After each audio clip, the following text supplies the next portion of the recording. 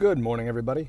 Friday morning, late January, and actually waiting outside a chiropractic office to go see one of my original mentors. I don't even know if this guy knows he's a mentor, but he taught me a lot in the beginning of chiropractic school. I'm gonna go see if he's at the office. If not, maybe I'll let a chiropractor give it a spin. If I don't feel comfortable, those of you that really know me, then I'll just walk away and I'll wait to get adjusted next week on the regular schedule. I don't usually get adjusted on Fridays. I usually get adjusted on Monday and or a Wednesday. Those are the 2 days I really make sure that I get adjusted.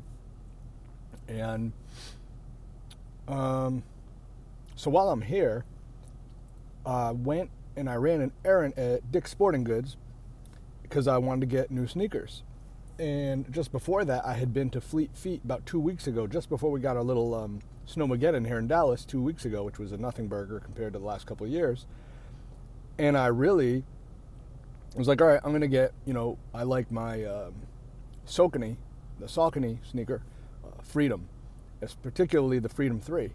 And, you can't get those anymore. And if they are available online, they're a lot of money. I don't mind spending the money, but now it's like you can't even get a pair that fits your feet. Because I'm like probably, along that average, foot size of being a 10.5.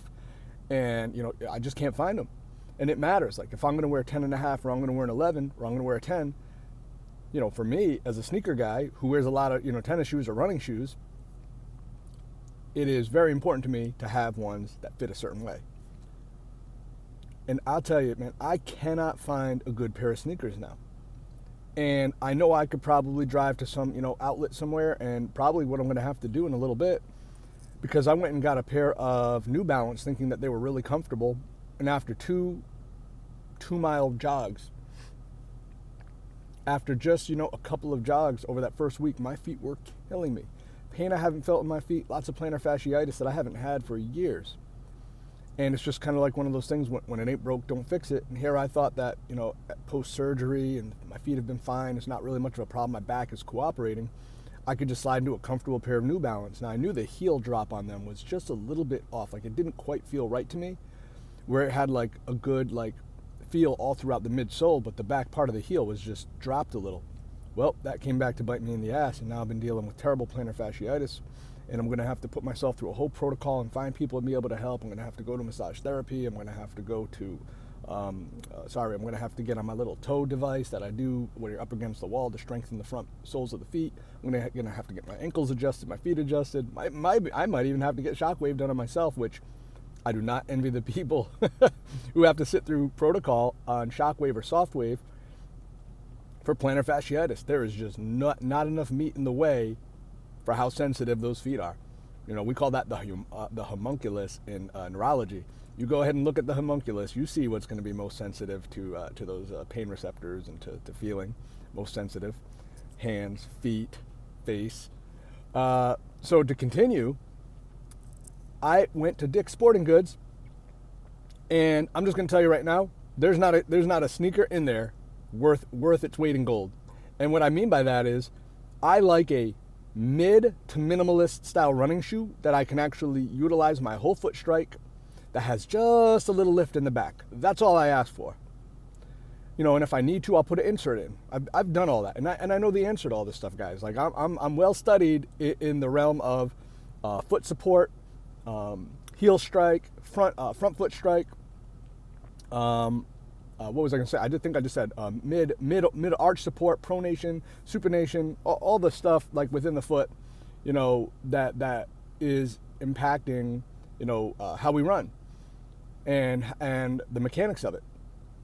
And for me, I've really been able to, thank God, since the surgery, be more of a minimalist running shoe kind of guy.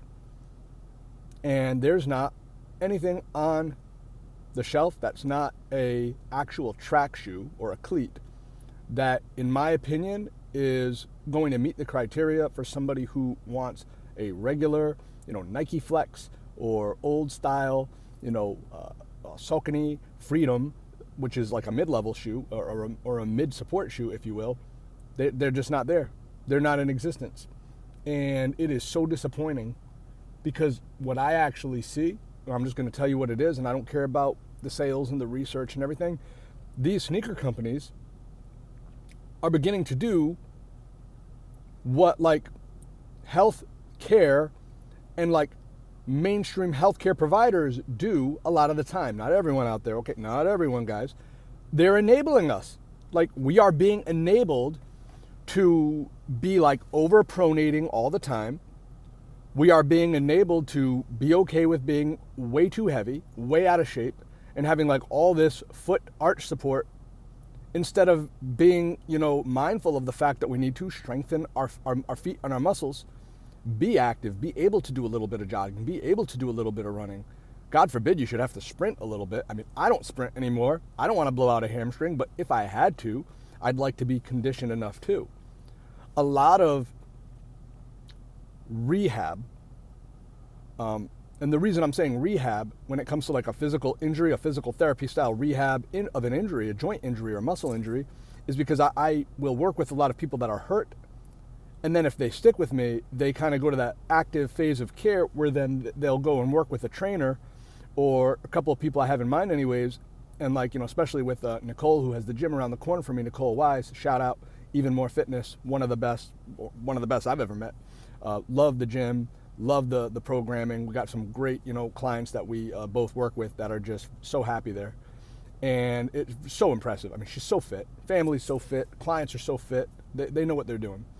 And so what I was getting at is, if you believe in functional fitness like she does, like I do, then you understand why it is so important to be able to do a lot of these types of movements. And these sneakers are directly the opposition of functional movement. They are enablement to overpronating, correcting, over arch support. It's ridiculous.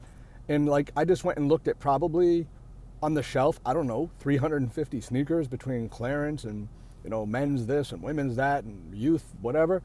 I mean, it's crazy. Like, unless you're literally buying a track shoe to go to the track with spikes on them, or where you can interchange like a certain type of like cleat at the bottom, spike, if you will, it's just, I'm really disappointed because a year ago it wasn't like that. 2 years ago, it definitely wasn't like that.